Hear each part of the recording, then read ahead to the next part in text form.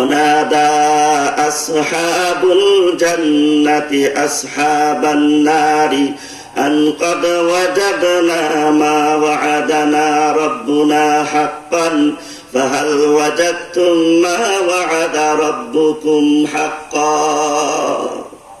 মুমিন বান্দারা জান্নাতীরা জাহান্নামীদেরকে ডেকে বলবে, হে জাহান্নামীরা, আল্লাহ রাব্বুল আলামিন আমাদের সঙ্গে যে ওয়াদা করেছিলেন আমরা তা পেয়েছি।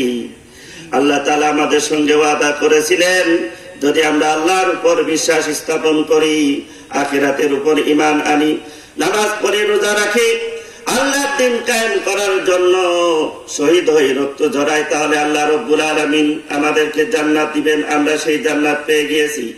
ও জাহান্নামীরা, আল্লাহ রাব্বুল আলামিন তোমাদের সঙ্গে যে ওয়াদা করেছিলেন তোমরা যদি ঈমান না আনো, তোমরা যদি আখিরাতের উপর বিশ্বাস স্থাপন না করো, তাহলে আল্লাহ পাক তোমাদেরকে জাহান্নামে দিবেন। তোমরা কি সেই জাহান্নাম পেয়ে গিয়েছো নাকি? তারা বলবে, হ্যাঁ আমরা পেয়ে গিয়েছি। এইভাবে জান্নাতি বান্দারা কাফেরদেরকে নিয়ে উপহাস করবে। তাই আর যে সমস্ত মুনাফিক কাফেররা মুসলমানদের বিভিন্ন বিষয় নিয়ে উপহাস করে, মোল্লা মৌলবীদেরকে দেখলে জঙ্গিবাদ বলে, তালেবান বলে, এদের উপহাসের জবাব আমরা এখন দিব না। জবাব দেওয়ার সময় আমাদের আছে। আমরা যেদিন উপহাস করব, জবাব দেওয়ার ক্ষমতা ওদের থাকবে না, ঠিক কিনা? কিয়ামতের দিন আল্লাহ বলবেন, ফালিয়াউমাল্লাযীনা আমানু মিনাল কুফফারি ইয়াদহাকুন আলাল আরাইকি ইয়ানজুরুন। আর মুমিন বান্দারা সুসজ্জিত আসনে বসে কাফেরদেরকে দেখবে আর উপহাস করবে। কি ব্যাপার, কেমন আছো? শুধু যে মুমিন বান্দারা উপহাস করবে তা না, আল্লাহ রাব্বুল আলামিনও জাহান্নামীদের সঙ্গে উপহাস করবেন। আল্লাহু ইস্তাহজিউ বিহিম ওয়া ইয়ামুদ্দুহুম ফি তুগয়ানিহিম ইয়ামাহুন। তোমরা ইসলামকে নিয়ে, আলেম ওলামাদেরকে নিয়ে উপহাস করতে, ঠিক আছে উপহাস করো, আমিও তোমাদের সঙ্গে উপহাস করছি। আল্লাহর উপহাসটা কি?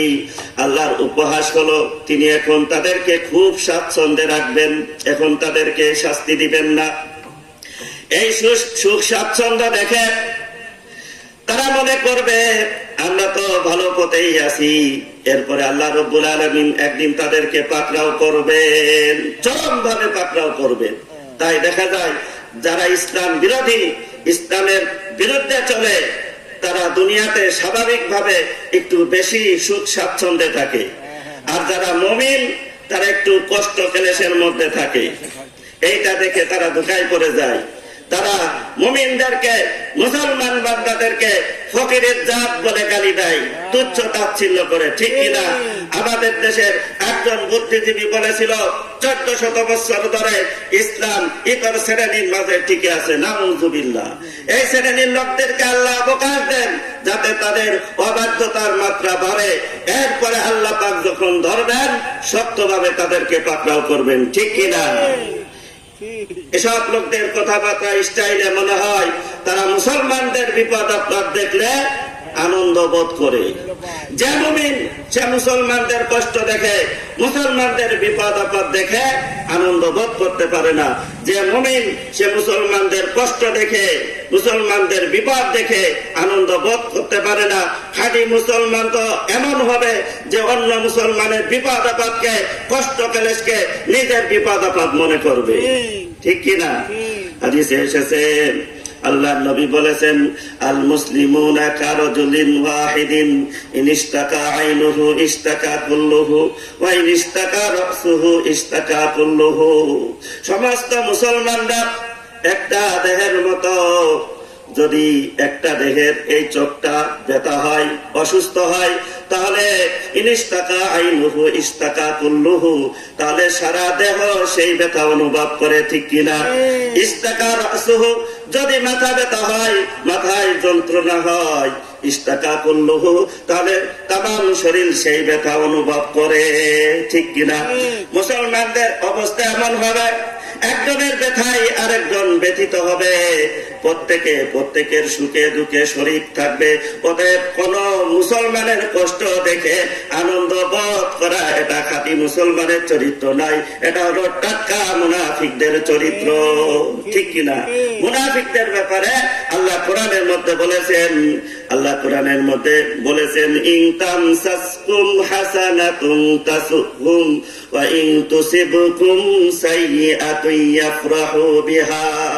যদি মুসলমানদের কোন কল্যাণ হয়, ভালো কিছু হয়, তখন কাফেররা কষ্ট বোধ করে। যে কোনো ভাবে মুসলমানদের ভালো হতে দেখলে তারা কষ্ট বোধ করে, আর মুসলমানদের বিপদ ঘটলে তারা খুব আনন্দ বোধ করে। এটা মুনাফিকি চরিত্র। সম্মানিত মুসল্লিনে কিরাম, যে কথা বলছিলাম, কোরআনী আদর্শের বাইরে অন্য আদর্শ ভালো লাগা, সেটাকে ভালো বলা, এটা মুনাফিকি চরিত্র। উপদেশ দেওয়া হলে উল্টো চটে দেওয়া, এটা মুনাফিকি চরিত্র।